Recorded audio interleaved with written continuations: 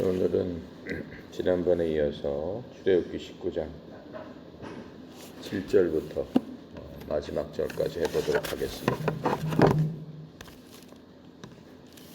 7절, 8절을 우리 같이 읽도록 하겠습니다.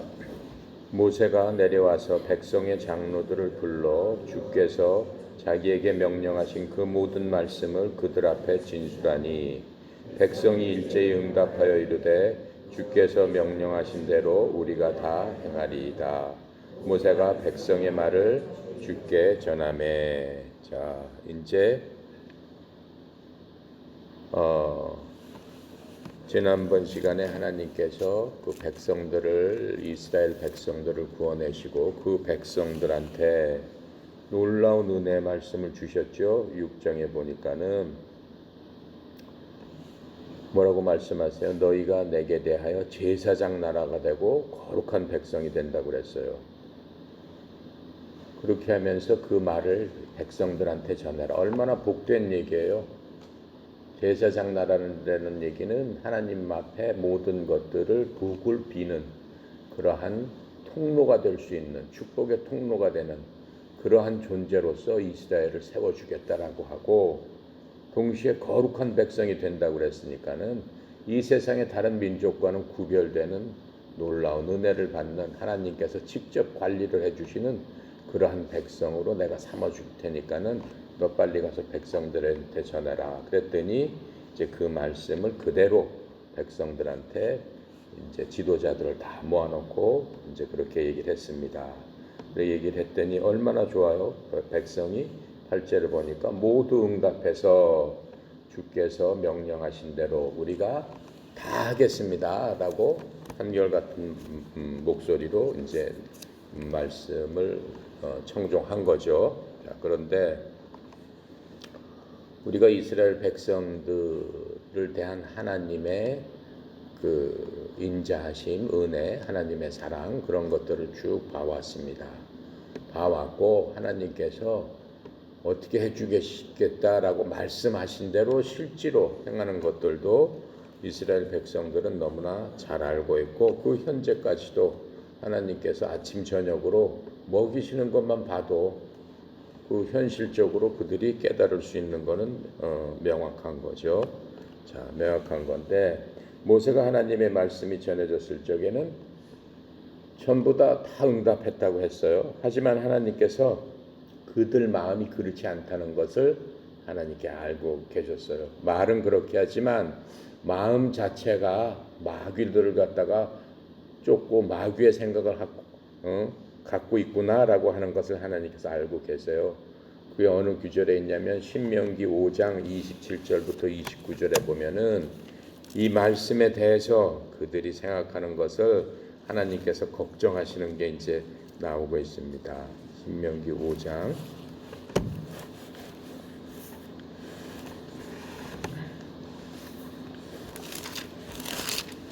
27절부터 29절까지 뭐라고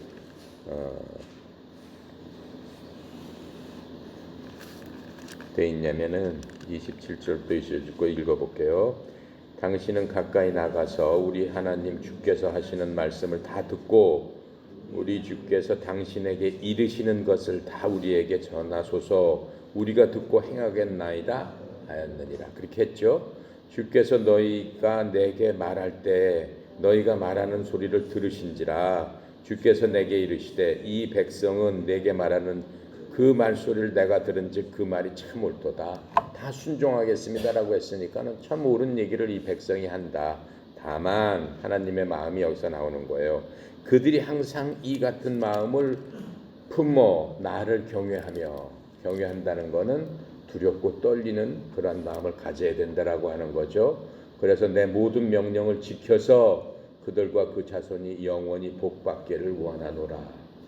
이렇게 말씀을 하고 계세요. 근데 그 백성들이 그렇게 얘기한 것에 대해서 하나님의 마음은 다만 그러시는 거예요. 니네들이 말은 그렇게 했지만 실제로 행동을 그렇게 했으면 좋겠구나. 이렇게 말씀을 하셨어요. 그래서 이제 그들이 이러한 맹세를 2번이나 반복합니다. 이 한 번만 그렇게 한 거 아니에요. 24장 가볼까요? 출애굽기 24장 3절 1절에 보면은 수시로 그 백성들은 하나님의 말씀에 순종하겠습니다 하고 계속 반복을 해요. 4장에 보면 모세가 주의 모든 말씀을 기록하고 이른 아침에 일어나 산 아래 제단을 쌓고 이스라엘 12지파들 12기둥을 세우고, 그렇죠. 7절에 언약서를 가져다가 백성에게 낭독하여 듣게 하니 그들이 이르되 주의 모든 말씀을 우리가 어떻게 한다? 준행하리다. 이렇게 분명히 얘기를 했죠. 자, 그렇게 얘기를 했지만 그들이 하는 짓은 너무나 틀린 짓을 이제 하고 있습니다. 무슨 짓을 하고 있는 거예요? 조금 있으면은 바로 우상 숭배를 하려고 모세가 산으로 바로 올라간 그 틈을 타서 금송아지를 만들어버려요.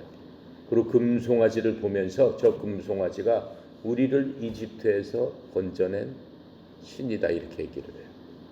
그러니까 하나님께서는 그 모든 마음을 말로는 순종한다라고 하지만 하나님을 만나고 하나님 앞에 임재 앞에 서면은 두렵고 떨리기 때문에 그 순간은 어떻게 할 수 없어. 하지만은 잠시 하나님 앞에 떠나 나갔을 적에는 바로 그 마음이 악한 마음으로 그냥 돌아서는 것을 알 수 있습니다. 그리고 우리 이제 창세기 32장을 이제 우리가 볼 텐데 거기에 보면은 이스라엘 백성들이 얼마나 그 사악한지를 알 수가 있어요. 자, 그런데 오늘날에 하나님께서는 이스라엘 백성들한테 하는 그 얘기는 우리한테 교훈으로 주신다고 그랬어요. 내가 여러 번 얘기했지만은 이스라엘 사람들한테는 모세라는 사람을 통해서 하나님의 말씀을 전해줬어요. 근데 지금은 어떻게 해요? 하나님의 말씀을 누굴 통해서 전해주고 있어요? 누굴 통해서? 목사님을 통해서? 아니에요. 누굴 통해서? 직접 우리에게 성령님께서 가르쳐주고 계시는 거예요. 여러분 손에 말씀이 들어있잖아요. 그렇죠? 직접 하나님께서 우리한테는 말씀을 주시는 거예요. 자, 우리한테 하시는 말씀은 베드로전서 2장 5절 한번 찾아볼게요. 베드로전서 2장 5절 하고 9절에 우리에게 주시는 말씀이에요. 자, 2장 5절은 너희도 산돌 같은 신령한 집으로 세워지고 예수 그리스도로 말미암아 하나님이 기쁘게 받으실 신령한 제사를 드릴 거룩한 제사장이 될지니라. 하나님께서 우리한테 거룩한 제사장이 되라고 직접 말씀해 주시는 거예요. 거룩한 제사장은 그 모세였어요. 모세가 하나님 앞에 직접 나가서 하나님의 말씀을 받아다가 백성들한테 전하는 그게 제사장의 역할이에요. 근데 하나님께서 지금 뭐라고 그래? 니네가 거룩한 제사장이 되어야 된다라고 그래요. 하나님의 말씀을 직접 받아서. 자, 그렇게 하면서 9절에 보니까 우리를 갖다 딱 지정해서 네 신분은 무엇이라고 말씀하시는 거예요. 너희는 택하신 족속이요. 그렇죠? 이스라엘 민족한테도 선택받은 나라다 이렇게 얘기했잖아요. 제사장 나라다 이렇게 얘기했잖아요. 이스라엘 백성한테. 그 말씀을 지금은 우리한테 하시는 거예요. 너희는 택하신 족속이요 왕가의 제사장들이요. 그러니까 로얄 패밀리다라고 하는 거예요. 로얄 패밀리로서 하나님 앞에 직접 나올 수 있는 제사장 같은 거룩한 나라요 그의 소유된 백성이다. 이렇게 말씀하고 계시는 거예요. 그러면서 또 뭐라고 그래? 이는 너희를 어두운 데서 불러내어 그의 기이한 빛에 들어가게 하신 이의 아름다운 덕을 선포하게 하려 하십니다. 그러니까 우리의 목적이 뭐예요? 하나님께서 하나님의 덕을 우리를 통해서 선포하게 하려 하시기 위해서 우리를 이렇게 불러내셨다. 제사장으로 또 거룩한 족속으로 하나님의 가족으로 불러내셨다라고 하는 말씀을 해 주시고 있는 겁니다. 그게 지금 우리의 신분이에요. 그래서 지금 하나님께서는 이스라엘 백성들을 통해서 그 모든 것들을 보여주시는 거예요. 이스라엘 백성한테 그 그러한 신분도 주고 그러한 특혜도 주고 그러한 사랑을 주었지만은 이스라엘 백성들이 하는 그 태도, 하나님께 한 그런 것들을 우리가 이제 나중에 볼 수 있죠. 그래서 베드로는 이 말씀 지금 19장 우리 출애굽기 19장 6절의 이미지를 빌려서 오늘날의 교회 즉 우리를 거룩한 제사장 선택된 세대 왕가의 제사장 거룩한 나라 하나님의 소유된 특별한 백성으로 하나님께서 어려운 어둠 가운데서 우리를 놀라운 하나님의 빛으로 들어오게 하셨다라고 지금 이 말씀을 빌려가지고 우리한테 얘기를 해주고 있는 겁니다. 자, 이제 19장 9절부터 마지막 절까지는 무슨 얘기냐면은 하나님의 거룩한 백성이 된 이스라엘 사람들은 어떻게 해야 돼? 하나님의 백성으로서 하나님의 가족이 됐기 때문에 그 가족답게 거룩한 생활을 해나가야 된다라고 말씀을 해주시고 계시는 것을 이제 여러 가지 비유로 해서 말씀을 해주시고 계세요. 여기에는 세 가지로 비유하고 계시는데 맨 처음에 옷을 빨아 입어라라고 말씀을 하세요. 두 번째로는 하나님과 니네들 사이에는 간격을 둬야 된다. 거리가 있어야 된다라고 말씀을 하고 계세요. 세 번째로는 뭐예요? 시내산에서 폭풍을 통해서 하나님의 엄하심, 하나님의 존귀하심을 이제 보여주면서 이 사람들이 어떻게 내 백성으로서 해라라고 말씀을 해주고 계십니다. 자, 옷을 빠는 거는 10절부터 11절 같이 읽어볼게요. 주께서 모세에게 이르시되 너는 백성에게로 가서 오늘과 내일 그들을 성결하게 하며 그들에게 옷을 빨게 하고 준비하게 하여 셋째 날을 기다리게 하라. 이는 셋째 날에 나 주가 온 백성의 목전에서 시내산에 강림할 것임이라 라고 이제 말씀을 하시고 계십니다.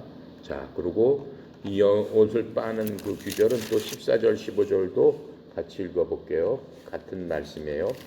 14절 15절에 보니까 모세가 산에서 내려와 백성에게 이르러 백성을 성결하게 하니 그들이 자기 옷을 빨더라. 모세가 백성에게 이르되 준비하여 셋째 날을 기다리고 여인을 가까이 하지 말라 하니라. 자, 이렇게 하면서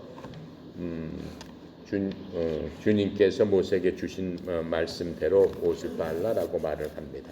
백성들은 또 그대로 행한 것들을 우리가 볼 수 있습니다. 지금 이 이스라엘 사람들이 그 처해 있는 환경이 어떻습니까? 이 광야 들판 사막 가운데 있는 거예요. 옷을 빨만한 어떠한 그러한 그 환경적인 요인이 되지 않아요. 물이 없어가지고 반석에서 쳐서 물을 내야 되는 어떤 그러한 지경에 있습니다. 그러니까는 옷을 뭐 빨아 입고 지금처럼 뭐 매일 목욕을 하고 굉장히 어려운 일이에요.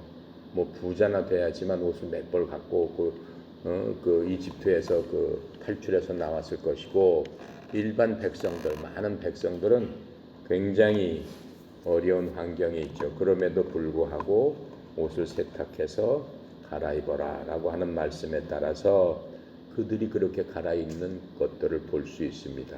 그것은 영적으로 무슨 말을 하는 거냐면은 지금 우리가 창세기에서 보한 아담과 이것과 죄를 짓고 나서 그들을 에덴 동산에서 하나님께서 쫓으시면서 그들에게 베풀어 주셨던 그 은혜가 하나 있어요. 창세기 3장 21절에 보면은 아담과 이브가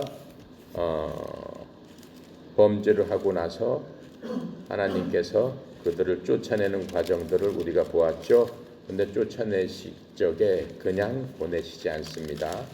그들이 이 세상 땅에 살면서 새로운 삶을 살 수 있도록 하나님께서 배려를 해주신 게 있어요. 하나님의 사랑을 그들한테 나타냈는데 21장에 뭐냐면은 주님이 아담과 그의 아내를 위하여 가죽옷을 지어 입히시니라 이렇게 얘기하고 있어요.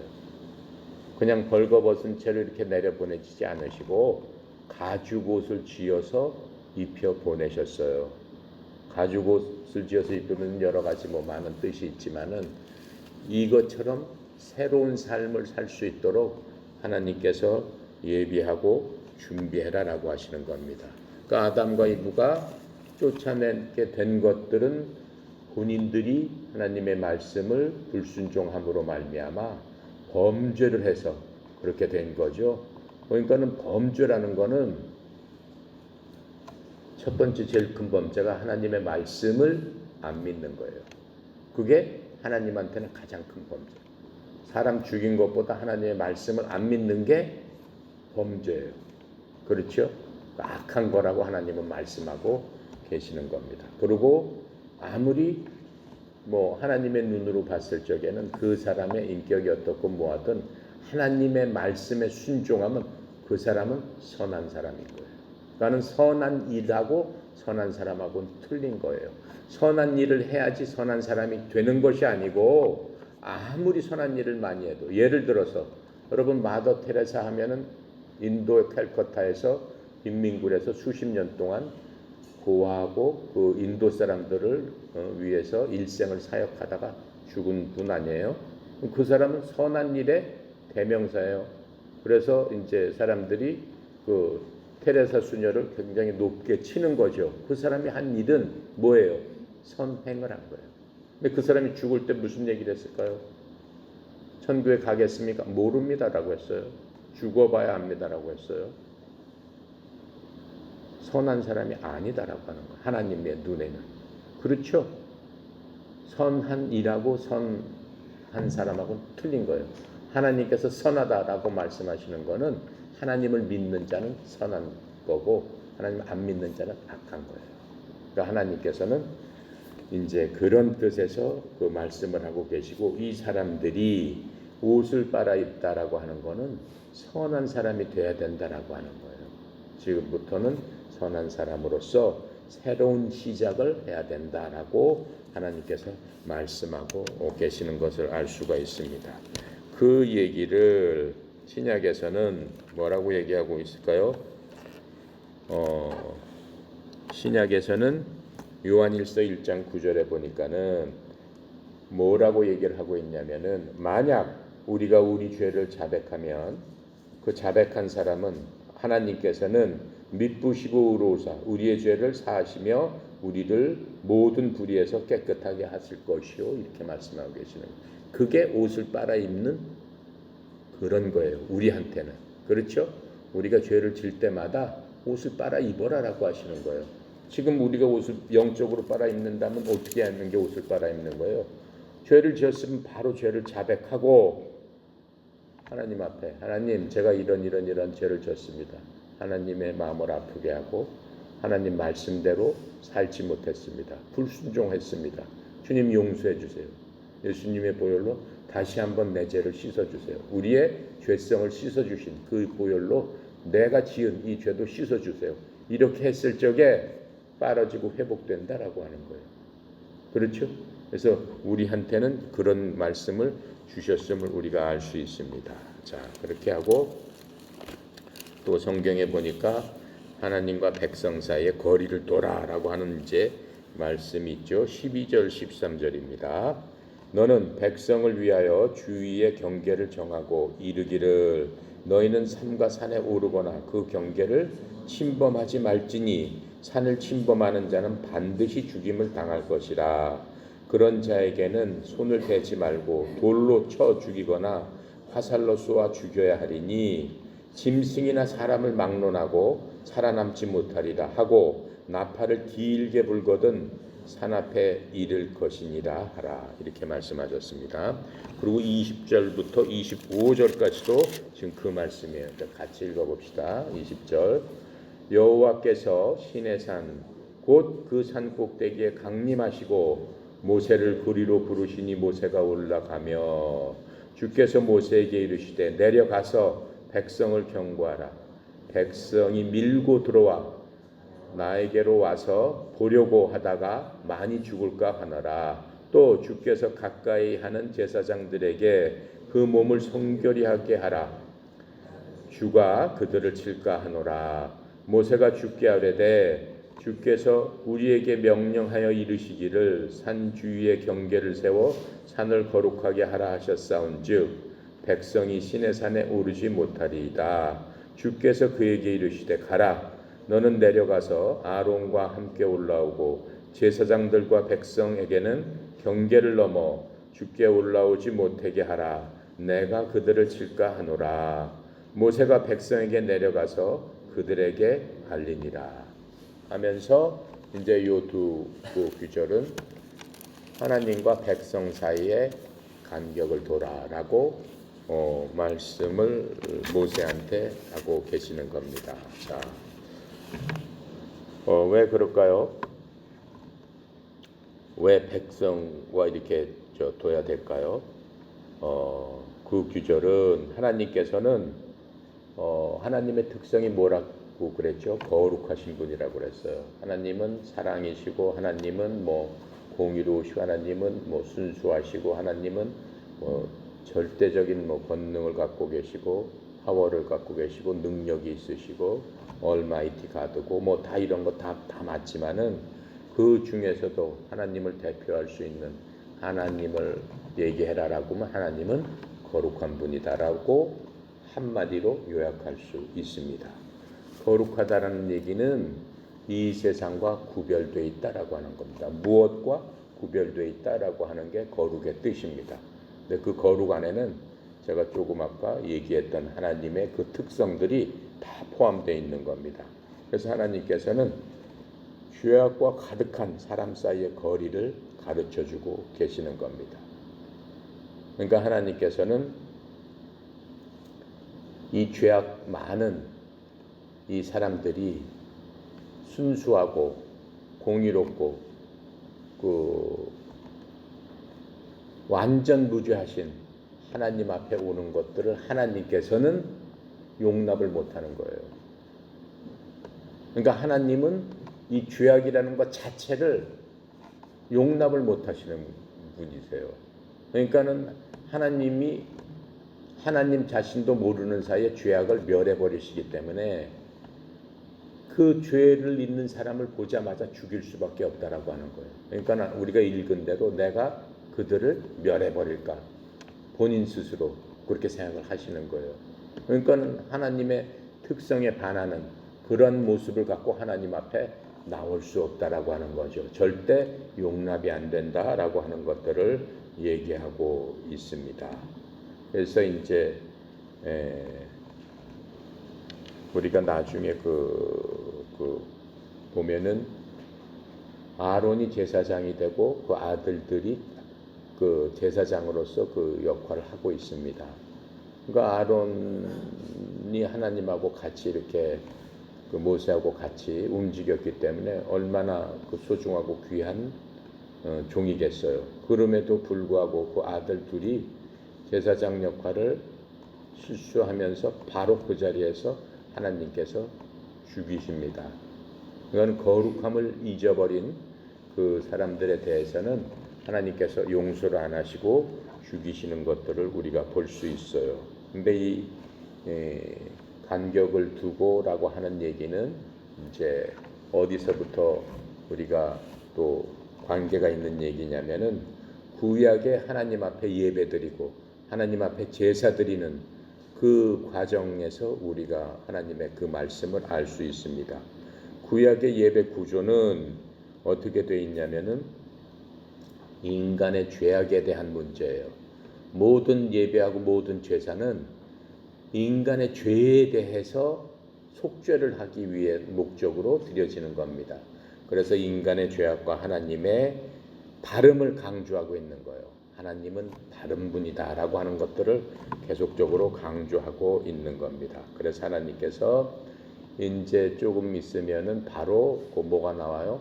하나님 앞에 제사를 드리는 것을 성막 성전이라고 하는데 성막 성전을 어떻게 짓는가에 대해서 하나님께서 구체적으로 모세를 통해서 말씀을 해주시는데 하나님의 임재가 있는 성막 주위에는 펜스를 치라라고 말씀을 하세요.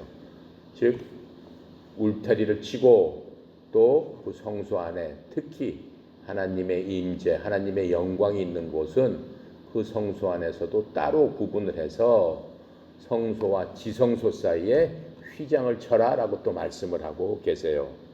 그리고 성막에서는 제사장만 들어갈 수 있고, 그리고 지성소는 하나님의 임재가 있는 곳은 대제사장, 제사장 중에서도 가장 성결한 대제사장만 그곳을 들어가는데 1년에 단 한 번만 들어갈 수 있도록 하나님께서 말씀을 하고 계십니다. 그래서 이 모든 사실은 하나님과 죄인들 사이에 거리를 두라는 것을 강조하고 있는 겁니다.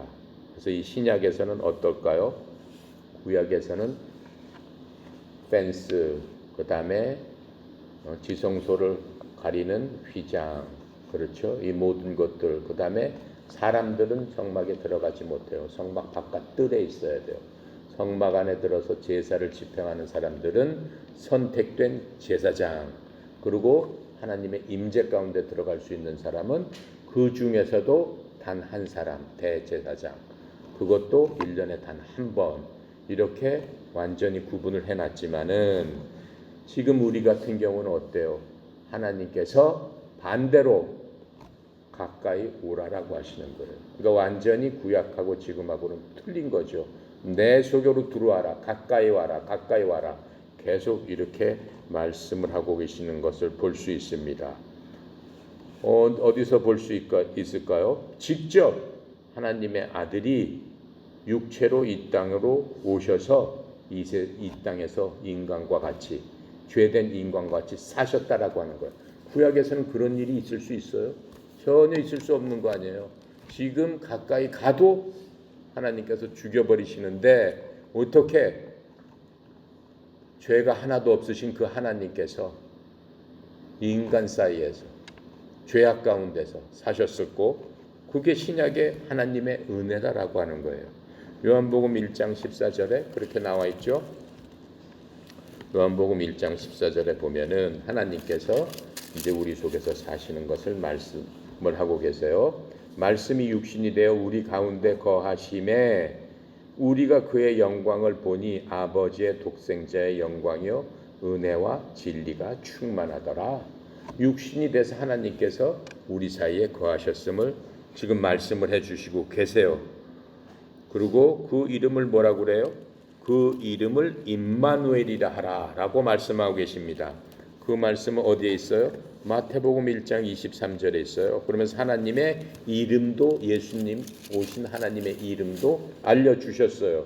1장 23절 보라, 처녀가 잉타하여 아들을 낳을 것이요 그의 이름은 임마누엘이라 하리라 하셨으니 이를 번역한 즉 하나님이 우리와 함께 계시다 합니다. 그렇게 하면서 예수님께서 우리 속에 계신다라고 하는 거예요. 신약 시대에 이제 이 특징이 나오는 겁니다. 그래서 그 거리를 두라고 하신 하나님께서는 이제 우리 속에 계시면서 이 땅에 오신 이유가 있죠. 오신 이유가 죽기 위해서 오셨어요. 죽기 위해서. 무엇 때문에? 죄값을 치르기 위해서. 죄값을 치러주기 위해서. 갚아주기 위해서. 누구의 죄값을? 예수님을 믿는 모든 사람들의 죄값을 갚아주기 위해서 오셨어요. 그리고 죽으셨을 뿐만 아니라 어떻게 되셨어요?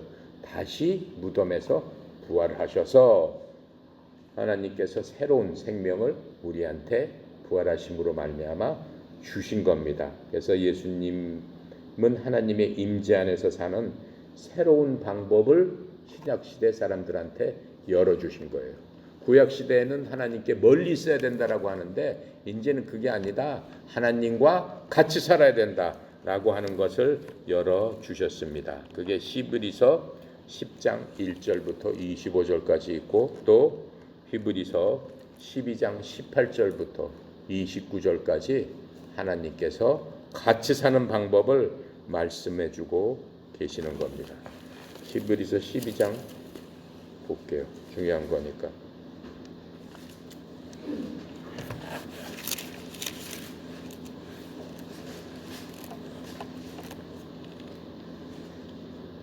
히브리서 12장 18절부터 29절까지 읽어볼게요.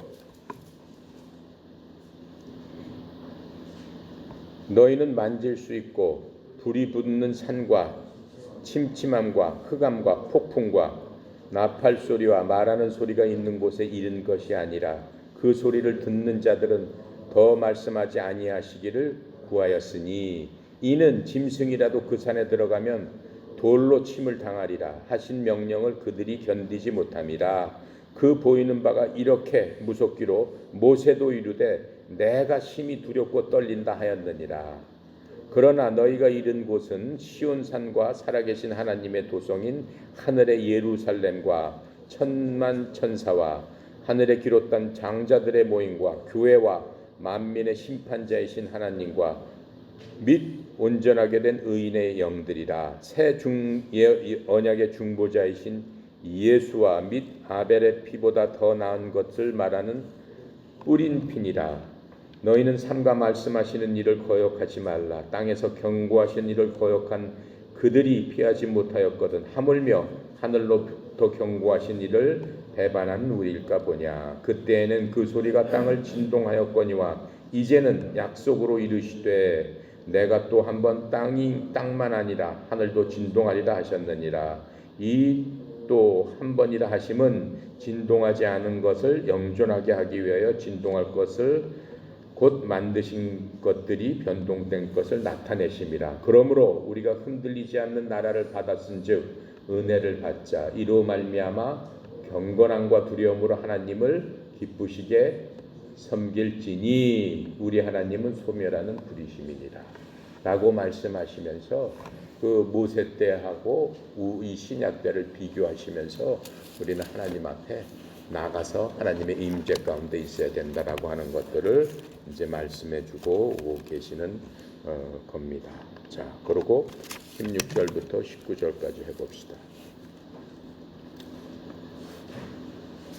셋째 날 아침에 우레와 번개와 빽빽한 구름이 산 위에 있고 나팔 소리가 매우 크게 들리니 진중에 있는 모든 백성이 다 떨더라. 모세가 하나님을 맞으려고 백성을 거느리고 진에서 나오매 그들이 산끌슬게 서 있는데 시내산의 연기가 자욱하니 주께서 불 가운데서 거기 강림하심이라. 그 연기가 옹기가마 연기같이 떠오르고 온 산이 크게 진동하며 나팔 소리가 점점 커질 때 모세가 말한즉 하나님이 음성으로 대답하시더라.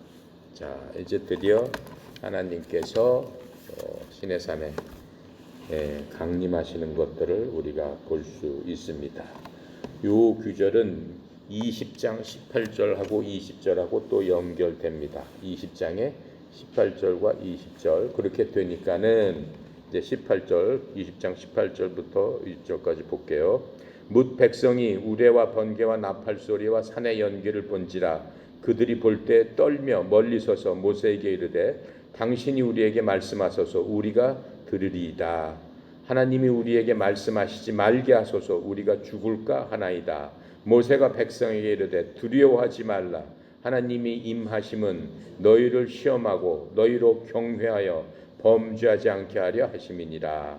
백성은 멀리 서 있고 모세는 하나님이 계신 흑암으로 가까이 가니라 라고 하면서 아까 히브리서에서 읽었던 그거하고 이게 다 이제 연결이 되면서 백성들이 그 앞에 서서 하나님께서 직접 말씀하시려고 하는데 말씀하시기도 전에 우레와 번개와 그 모든 자연적인 어떤 현상을 보면서 백성들이 모세한테 간청하는 거예요. 도저히 우리는 하나님의 말씀을 들을 수 없습니다. 하나님의 말씀을 듣게 될 경우에 우리가 죽게 될 것 같습니다 라고 말씀을 하시는 겁니다. 자, 그래서 이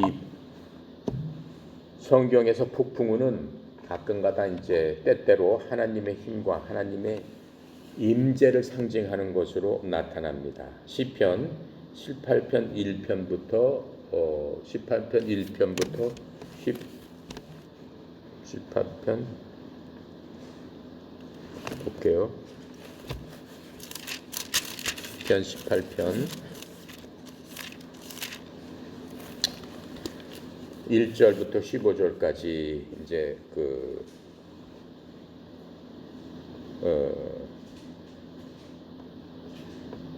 하나님의 임재를 이런 폭풍우, 이런 자연 현상으로서 성경은 계속해서 얘기를 하고 있어요. 10절부터 한번 읽어볼게요. 구름을 타고 다니시며 바람 날개를 타고 높이 솟아오르셨도다. 그가 흑암을 그의 숨쉬는 곳으로 삼으사 장막같이 자기를 두르게 하시며 곧 물의 흑암과 공중의 빽빽한 구름으로 그리하시도다. 그 앞에 광채로 말미암아 빽빽한 구름이 지나며 우박과 숯불이 내리도다. 주께서 하늘에서 우레소리를 내시고 지존하시니가 음성을 내시며 우박과 숯불을 내리시도다. 그의 화살을 날려 그들을 흩으시며 많은 번개로 그들을 깨뜨리셨도다. 이럴 때마다 주의 꾸지람과 콧김으로 말미암아 물밑이 드러나고 세상의 터가 나타났도다. 그러니까 하나님을 의인화한 거예요. 하나님이 무슨 뭐 콧김이 있으시겠어요? 그런 게 아니죠. 하나님은 영이시니까는 형체가 없으신 분이지만은 하나님은 말씀으로 세상 만물을 주셨기 때문에 하나님의 의중대로 하나님이 지신 모든 것들을 움직이게 하실 수 있다라고 하는 거예요. 그렇죠? 우리 신약에서 보면 하나님께서 그 바다 위를 걸으실 적에 어떻게 하셨어요? 막 폭풍우가 치는데 제자들이 먼저 배를 타고 가고 예수님께서 나중에 그렇죠? 제자들 따라가는데 폭풍우가 치는데 막 폭풍우가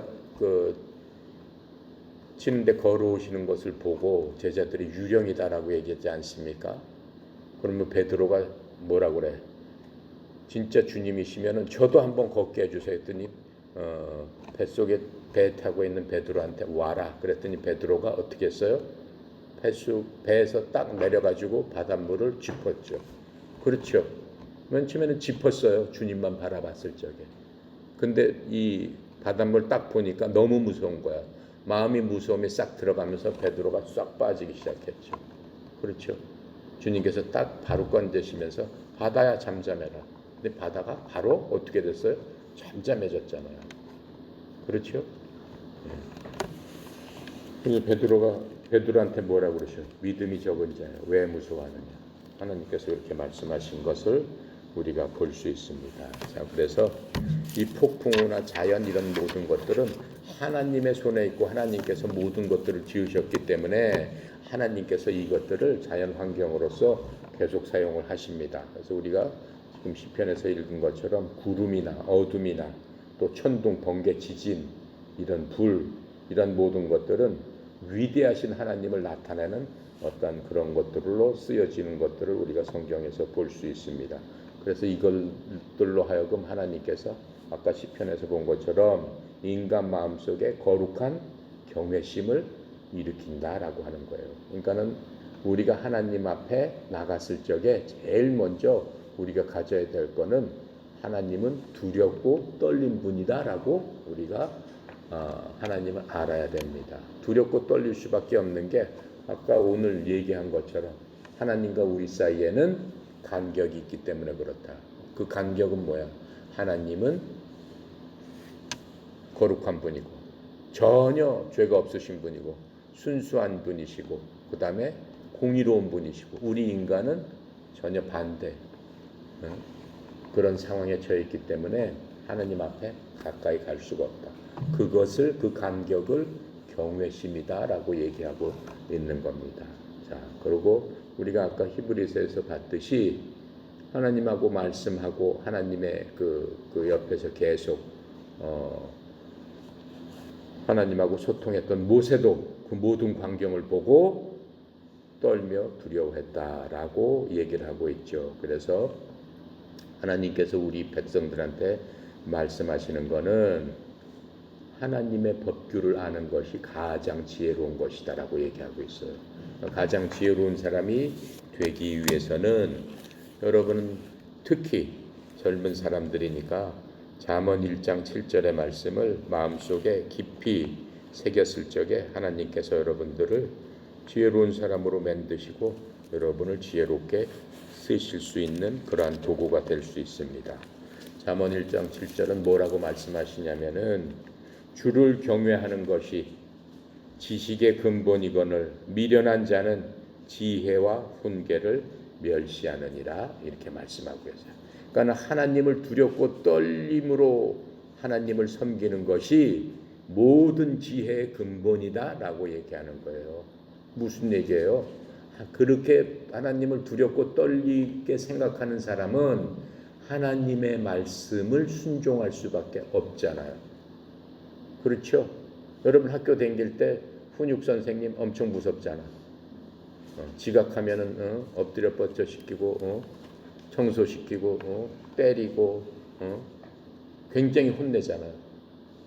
그러니까 그 선생님 앞에서는 똑바로 하잖아요. 옷도 똑바로 입고 지적을 안 당하려고. 그렇죠? 근데 그런 모든 것들이, 그런 마음을 갖는 것들이 지혜의 사실은 근본이다라고 얘기하는 거예요. 지혜로운 사람이 된다라고 하는 거예요. 그러한 경외심을 갖는 것들이. 근데 요즘 세상은 어떻습니까?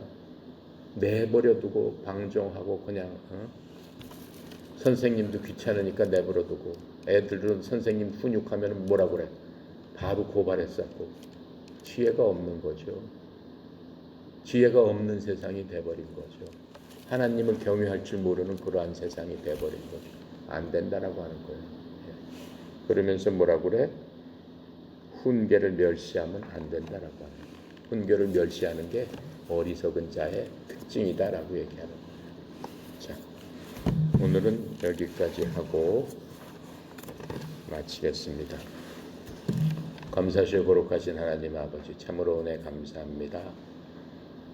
주께서 우리에게 끊임없는 은혜를 베푸시지만 우리가 주님을 봤을 적에 참으로 이스라엘 백성들이 시내산 밑에 있었던 것처럼 하나님의 놀라우신 은혜에 두렵고 떨리는 마음으로 주를 바라보고 또 하나님의 말씀에 순종할 수 있는 그러한 저희들이 되어서 주께서 주시는 지혜와 또 하나님의 훈계를 감사와 기쁘게 받아들임으로 말미암아 하나님께서 사용하기에 합당한 주의 자녀로서 지혜와 명철을 가질 수 있도록 주님 사랑하는 주의 백성들을 축복하여 주시옵소서. 특별히 협회에 속해 있는 모든 선수들, 지도자들, 또 지부장들, 모든 회원들에 이르기까지 하나님 축복하여 주셔서 하나님의 말씀을 경외하는 마음으로 하루하루를 살아나가며 하나님께서 주시는 지혜로 말미암아 이 세상을 넉넉히 이기고 또 거룩하게 구별되는 주의 백성으로 삶을 살 수 있도록 도와주시옵소서.